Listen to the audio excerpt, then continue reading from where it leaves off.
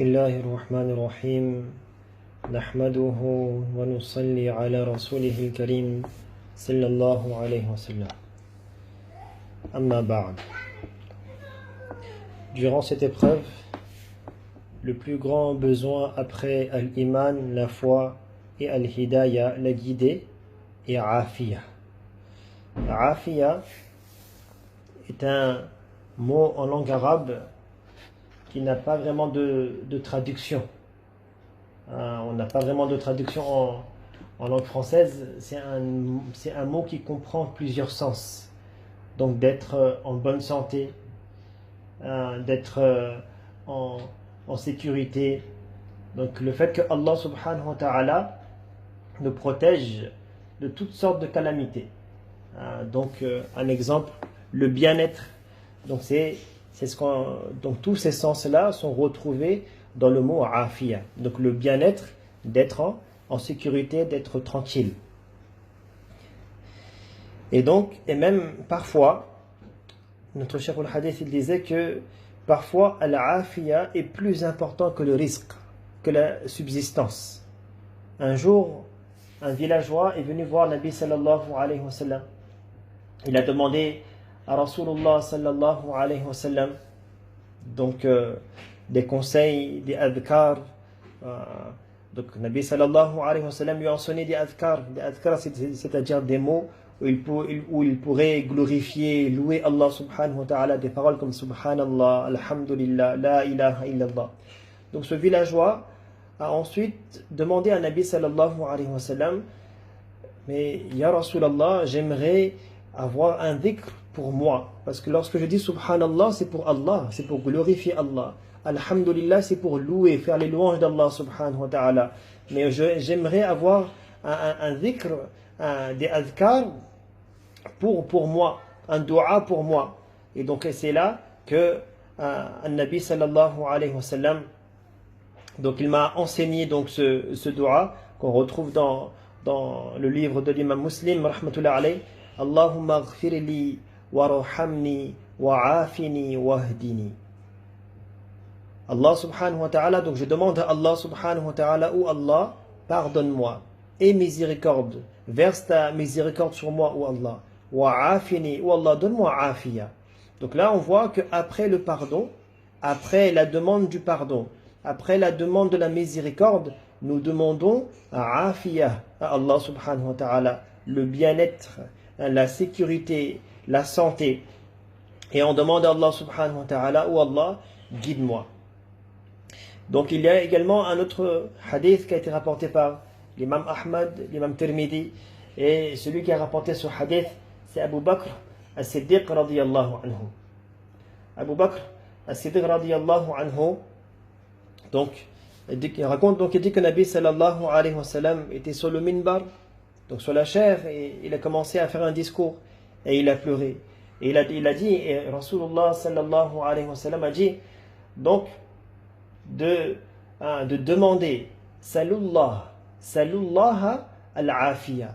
Demandez à Allah subhanahu wa ta'ala al-afiya. Et donc la première chose, on demande le pardon d'Allah subhanahu wa ta'ala. Donc pourquoi on demande pardon à Allah subhanahu wa ta'ala? Parce que si j'ai obtenu le pardon, si Allah subhanahu wa ta'ala m'a accordé le pardon, donc j'ai réussi. Donc salullah al-afwa wal-afiya. Demandez à Allah subhanahu wa ta'ala le pardon. Je demande d'abord le pardon à Allah subhanahu wa ta'ala, et ensuite je demande al-afiya. Et al-afiya, donc ce bien-être, cette sécurité, cette santé, il y a plusieurs mots en français où on pourrait traduire. Et donc il est de deux types.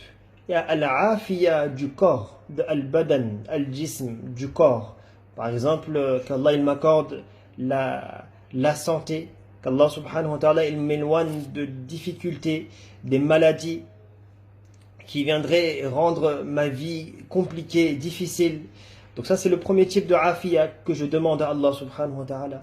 Il y a également le deuxième type de afiya, c'est à l'intérieur. Donc al-afiya mais de l'intérieur. Donc qu'est-ce que ça veut dire? Donc des maladies spirituelles. Qu'Allah subhanahu wa ta'ala, il m'éloigne des maladies spirituelles. Qu'Allah subhanahu wa ta'ala, il m'éloigne de commettre des péchés. De commettre des actions qui vont nuire à ma foi, à l'iman. Parce que cette foi, elle est précieuse. Le grand trésor, le trésor le plus précieux qu'Allah subhanahu wa ta'ala, il m'a donné, c'est l'iman.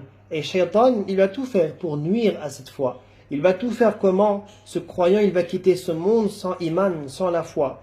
Donc on demande à Allah subhanahu wa ta'ala, al-afiya, c'est également de nous protéger, de protéger cette foi, de protéger ce iman, de nous protéger contre les péchés, et surtout durant ce mois de Ramadan. Donc lorsque nous demandons al-afiya, nous demandons donc pour nous protéger donc de l'extérieur et de l'intérieur. Parfois nous voyons des gens riches qui ont beaucoup de biens, mais qui sont malades. Ils ne peuvent ni manger, ils ne peuvent ni boire, ni profiter. Pourtant, ils ont les... Donc, quel est l'intérêt d'avoir tant d'argent alors que je ne peux rien faire? Donc là, nous voyons que dans ce cas-là, al-afiya est beaucoup plus important que le risque, la subsistance. Dans la salat, dans la prière, dans la position, ce qu'on appelle le jalsa, la position qui se trouve entre les deux prosternations. Également, dans cette position, il y a un dua qui a été enseigné par Nabi sallallahu alayhi wa sallam. Allahumma aghfirli warhamni wa'afini wahdini warzuqni. Ou Allah, Allahumma aghfirli warhamni. Ou Allah, pardonne-moi, verse ta miséricorde sur moi. Wa'afini, Wallah, donne-moi afiya, wahdini, guide-moi, warzuqni, donne-moi la subsistance, oh Allah. Donc après iman, après la foi, al-hidayah, la chose la plus importante, la chose que nous avons besoin, c'est al-afiya.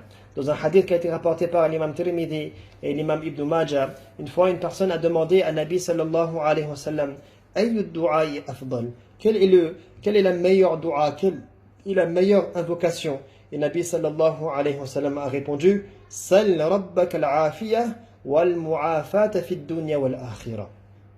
Demande à ton Rabb, demande à ton Seigneur, à ton Rabb, Allah subhanahu wa ta'ala, al-afiyah.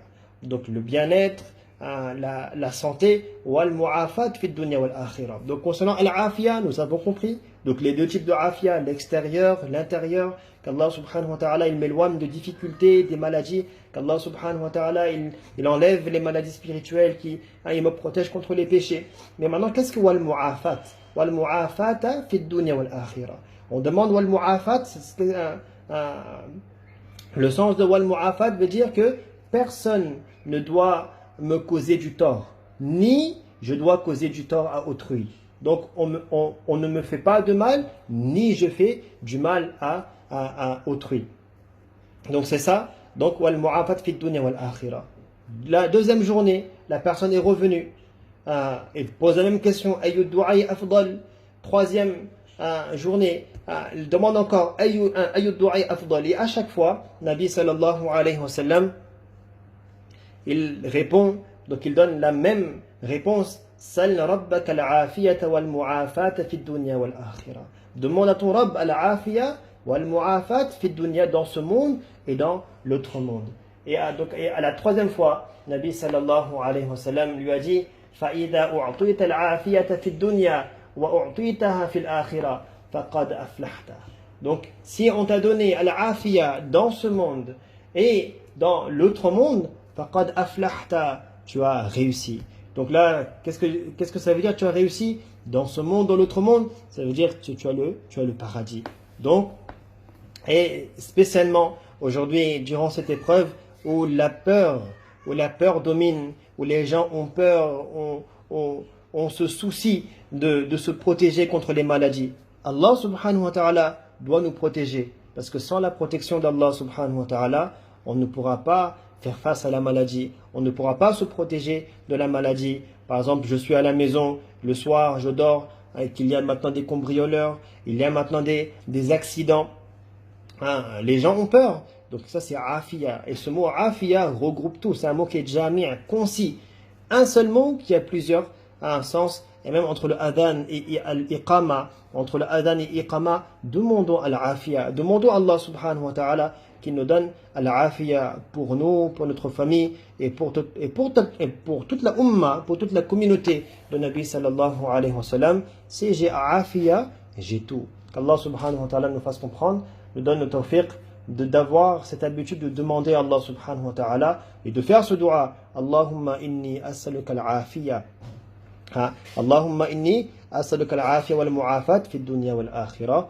Wa akhiru da'wana anil hamdulillahi rabbil alamin.